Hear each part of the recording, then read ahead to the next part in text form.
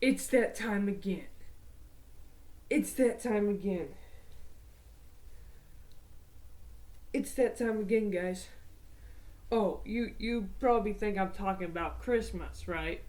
Well, yeah, it's Christmas time, and Disney is definitely giving me an early Christmas present. They give me a early Christmas present every week.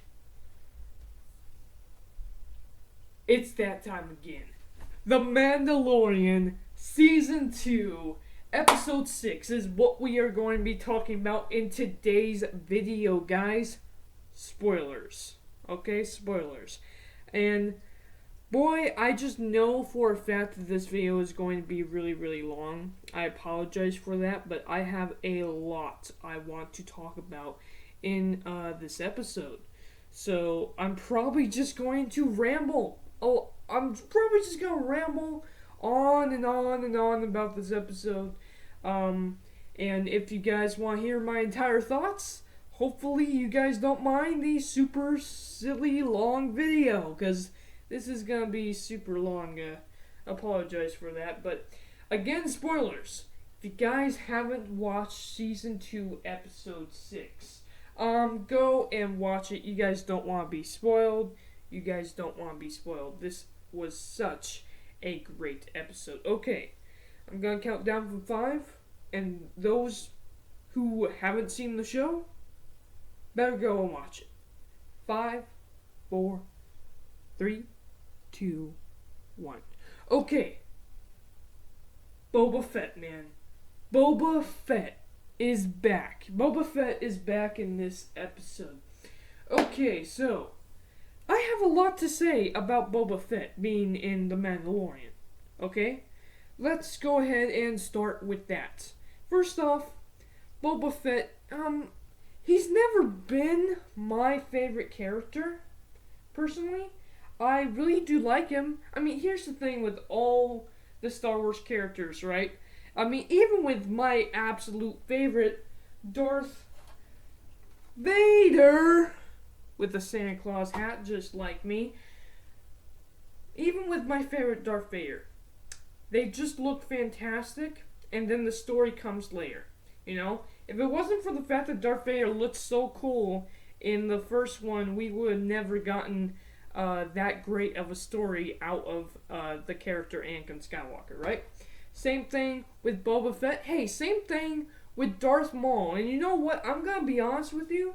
When I first saw Darth Maul, I thought he was a Vader wannabe, and I didn't like him at all. And when he died at the end, that cemented it for me. I didn't like him at all. But then they brought him back in the Clone Wars. They brought him back in Rebels. And the story that they were able to tell with Darth Maul made me fall in love completely with the character of Darth Maul. Now he's one of my favorite parts of Star Wars. And I don't really feel like I ever really got that with Boba Fett. Boba Fett looks cool. I've never hated him like I hated Darth Maul at one point. But I've never actually cared much for the character at all. And we got his little bit of a backstory in the prequels. I almost said the originals. We got his story in the prequels. We got his story in the Clone Wars. We just never spent enough time with the guy, really, for me to like him, you know? Not even in the Clone Wars. We don't spend enough time with the guy for me to really grow attached to him. And then he dies in Episode 6. I always thought that he died in the Sarlacc pit, but you know what? It's true, that was never 100% confirmed, said by George Lucas or anything like that, or said in the book. All it says in the book, the scripts, is that he fell into the Sarlacc pit. Who knows? He could have survived that. And there's been hundreds of times when Star Wars characters have been eaten and survived. So, I'm not against the idea. I just kind of was like, when I first heard that Boba Fett was going to be in The Mandalorian, I was kind of like, no, let's not do that. This is Disney. They messed up Palpatine to me. I wasn't really that big of a fan of Boba Fett, and I love Palpatine, and they messed him up. I didn't want them messing up Boba Fett for the fans who do love Boba Fett, because they messed up Palpatine to me. Darth Vader's always gonna be my favorite, but Palpatine was high on my list too until they messed him up in the sequel trilogy. And I mean that's the thing, right? This is live action. Could they mess the character up? They really could. They messed Palpatine up. I just didn't want that for Boba Fett. But here we are. The fact is, when I first heard about the Mandalorian and saw this Boba Fett looking character, I thought, oh, Boba Fett show. I'm not even into this character. I'm done. Then I heard it was Dave Filoni involved with Jon Favreau. I'm like, let's back up. Let's see what it is. And then I got what the story actually was, and I loved it. I loved the fact that it's the Mandalorian, and of course, the little baby Yoda. Little baby Grogu. And yeah, I absolutely love the story. And then I heard Boba Fett was going to be brought back in. And I'm serious. I was saying, no, let's not do that. This is kind of an odd idea. They messed Palpatine. They could easily mess up that. But then I have to remind myself, this is Dave Filoni and Jon Favreau. If anyone can fix Star Wars, it's Dave Filoni and Jon Favreau. Anything Dave Filoni touches, for some reason, he just gets Star Wars to me. My Star Wars, he just gets it, and I almost instantly like everything he does. Almost everything. I mean, truth be told, Star Wars Rebels, fantastic story from Dave Filoni. It's poorly done by Disney because it has to be for kids, and they don't think kids can handle what Dave Filoni knows that kids can handle. The thing is, Star Wars, the Clone Wars, very dark show made for kids. Star Wars Rebels, kind of a goofier show with a great darker story, but really it's just too goofy for my taste. But I do love Star Wars Rebels. This comes from the mind Dave Filoni, who has given me nothing but great stories, and almost everything that he does I end up liking. So give him a chance with Boba Fett. Give him a chance with Boba Fett. And here we go. So until I know the full story of what we do with the character of Boba Fett, which we don't even know yet. You know, he's still in it. Until I know the full story, I'm not going to judge whether or not Boba Fett should be in The Mandalorian or not. You know, Boba Fett is back in this episode. And it's cool. He's an awesome character. What can I say? I really enjoyed him in this episode. I don't think he was the coolest ever. You know, I know some people are going to feel that way because, again, people love Boba Fett. I don't. I think he's a cool character, but he's not my fave.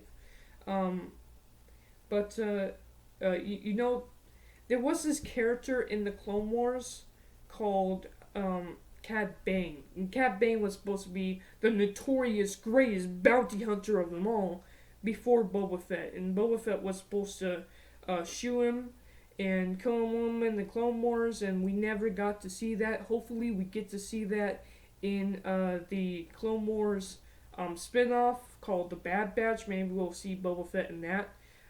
And there is rumors about a Boba Fett show coming out. I would love to see a young Boba Fett show with Cad Bane, learning how to become a bounty hunter from his father, from Cad Bane, and eventually killing Cad Bane and taking the name as the biggest, baddest bounty hunter of them all. I would love that, you know, and I would hope that in a story like that, I would get attached more to the character Boba Fett, because personally, at this point, I'm just not. I've never had that chance to really get attached to the character, to me. But that is my thoughts on Boba Fett, and I hope we do actually get more of him in the future, because so far, they seem to have a really good story for him in The Mandalorian. And if you got a good story for him, I'm fine with making references or bringing back characters. That's what they did to Ahsoka. I love Ahsoka, right? And they did a fantastic job with Ahsoka. Fantastic. Do I have nitpicks about her appearance? Yes, but it's Ahsoka Tano, and they did fantastic with it. And they didn't make Ahsoka Tano this big part of the show. They just made her a reference, a link to other things. And I feel like that's what they're doing with Boba Fett too. I don't think Boba Fett's going to become this whole big part of the show like everyone's thinking he's going to be. I think it's going to be another thing like Ahsoka Tano, like Bo-Katan, you know? They're going to be important to the grand scheme of the story, but the story itself is going to be about Mando and Baby Yoda. Grogu! So, let's go ahead and talk about this episode. I know, I just spent 10 minutes talking about our boy Boba Fett. Let's actually spend the next 10 minutes talking about the episode, okay? So, here we go. We start out this episode with Baby Yoda and the Mandalorian kind of catching up, calling him Grogu, using the Force to pull back the ball, and that was really, really awesome. And Mando's kind of like, you know, don't you want to become a Jedi? Don't you want to learn how to control this, become something strong? You're very powerful. I can't teach you this. I'm going to set you on this rock, and we're going to call somebody here, and I hope you choose to go with them, because I can't teach you. And that's what he says to Baby Yoda, and I really get this feeling just from the look on Baby Yoda's face. I just really get this feeling that I don't think this is going to go the way we think. I really do think Baby Yoda doesn't want to go. It's funny. He doesn't seem confused or that complex or anything like that. He just seems like questioning himself. You know? He just seems to have that question on his mind throughout the entire episode. Do I really want to do this? Do I really want to go and become a Jedi? Doesn't that mean leaving Mandalorian? And while he doesn't speak, it's all seen on his face, you know? And it's very interesting because here we have a character, Mandalorian, a character where his face is his helmet. All of his emotions and everything is built on the way he holds himself up, the way he walks, and the way other characters bounce off of him. That's how we get to know the Mandalorian, and they're very good at that. And it's so interesting because Baby Yoda here, we can clearly see on his face what he's thinking, even though he can't talk. And I really liked that comparison there. Baby Yoda, I really feel like he's not going to want to go. I really feel like Baby Yoda, remember, Grogu already has some training to him, you know? Now, it's very minute training, of course. It's just, let's lift up a rock here and there, you know? A little reference to the stupid sequels. I really do enjoy the fact that we know that now. The fact that Baby Yoda actually does have some training behind his belt. And it's very minute. He's a youngling. Very obviously, and even though he's 50 years old, in fact, when it comes to his age, so here's the thing, Yoda was 999 years old, right? Almost 1,000 years old. I'd argue that's like being 100 in human years, where in his years it's 999, so if you use the math, I'd say Baby Yoda is a toddler. And I always said this, I know we call him Baby Yoda, we call toddlers baby too, right? I think Baby Yoda is like a 5-year-old, 6-year-old. You know, a 5-year-old and 6-year-old is able to walk on themselves, able to talk, able to think for themselves. Are they dependent on their parents? Of course, they're not like 10-year-olds or teenagers or anything else, you know. Their brains haven't fully developed, but by 5 or 6 years old, they kind of have some idea of what to do, and I feel like that's the same with Baby Yoda. And Baby Yoda at this point has been with the Mandalorian for, I'm guessing, a year? I'm guessing it's been a year. I'm guessing. I don't know for sure. But the Mando has protected him. He spent, what, the last 20 years being just stolen from place to place, moved from place to place, probably just tossed a bit of food and pushed around. And here is this guy protecting him, saving him, worried about him, caring for him. He's not going to want to leave that. You know? And this whole question of whether or not he wants to become a Jedi or not, you can see it on his face. And I love that about this episode. So we get to Tython. We place Baby Yoda on the pedestal. He meditates. The Force surrounds him, creates a field of energy, a force field.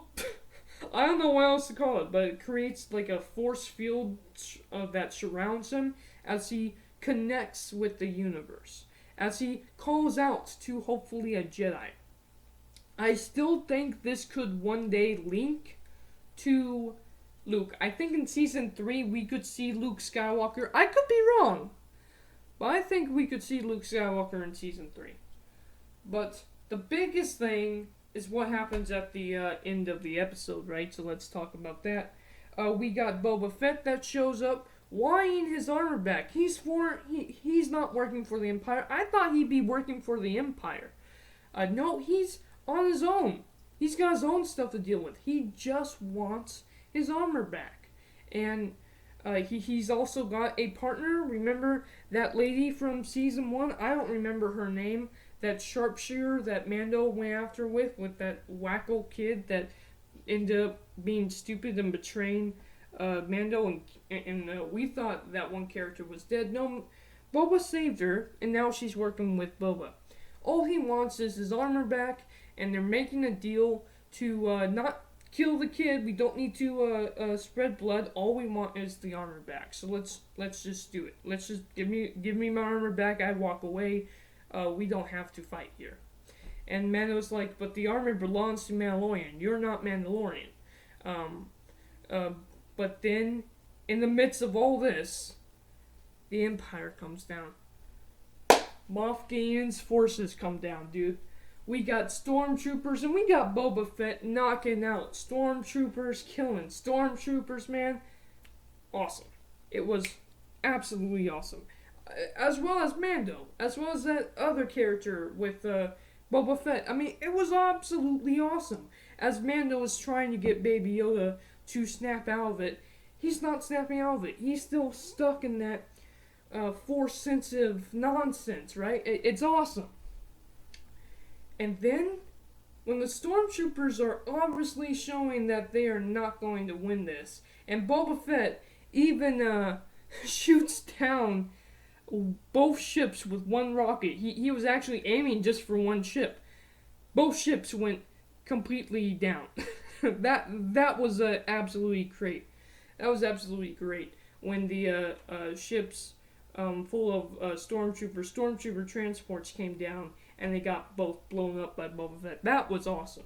Boba Fett, of course, runs into Mando's ship in the midst of battle and gets his armor back. Then he proves to Mando that, his dad was a foundling, and he gave his armor to him. So this armor was once his dad's, and now it's him. There's this kind of plot hole with the Clone Wars, because we know in the Clone Wars he used the helmet of his dad to blow him up, so I guess the helmet could be new, but I guess the armor itself could, of course, have been his dad's. So that's great. And we get confirmation that his dad was actually another foundling from the Mandalorian culture, which is great, you know? Great that they're bringing in all of that lore from the expanded universe into Star Wars. Speaking of that, we get confirmation from Moff Gideon. He calls out the Dark Troopers, man. The Dark Troopers. He calls out the Dark Troopers. They go down. They snatch up Baby Yoda. They snatch up Grogu. and they bring him to Moff Gideon. And we even got the shot of a baby Yoda force knocking around stormtroopers. I love that scene. That was so fun. But because he whenever he uses his powers, because here's the thing, force powers, it's not necessarily physical, it's more mental, you know? You have to be mentally in the right state to use force powers. It is so taxing on the mind that it's taxing on the body. And he's a baby, so he gets tired really easily anyway, and then he's using force powers on top of that, so yeah. But Moff Gideon even shows him the darksaber. He tries to take it. He can't. He's a baby. But I love that scene. And Boba's like, you know what? You gave me back my armor. We now have our armor, but your kid's gone. Let's go save him. Let's go save him. They go back to Navarro. They go back to Cara Dune. And it's official. The badge that Cara Dune has is a Rebels badge. What was it called? Not a Resistance badge. A Republic badge. She is a Republic police officer now, you know? Which is fantastic to know that. Her stripes are real. And Mando's like, that's great, but I need your help. I need to find this person, because this person can find Moff Gideon's ship. And that person was actually someone we met from Season 1. From my favorite episode of Mandalore, what was actually Episode 6. Of Season 1, and you know what? This Episode 2, Episode 6 is my favorite episode of The Mandalorian Season 2 so far. I absolutely love it. I can't wait to go see this guy in the next episode. I cannot remember, for the life of me, I cannot remember his name. Maybe you can, and down in the comments below. But I'm going to wrap up this video. I apologize that this video is very, very, very, very long. I had a lot I wanted to talk about in this video. Thank you guys for watching. I love this episode, man. I love this episode, man. Fantastic. I thought the Ahsoka episode was gonna be my favorite. No, this is my favorite episode of Mando so far. Fantastic. I love this episode. Thank you guys for watching, and I am out.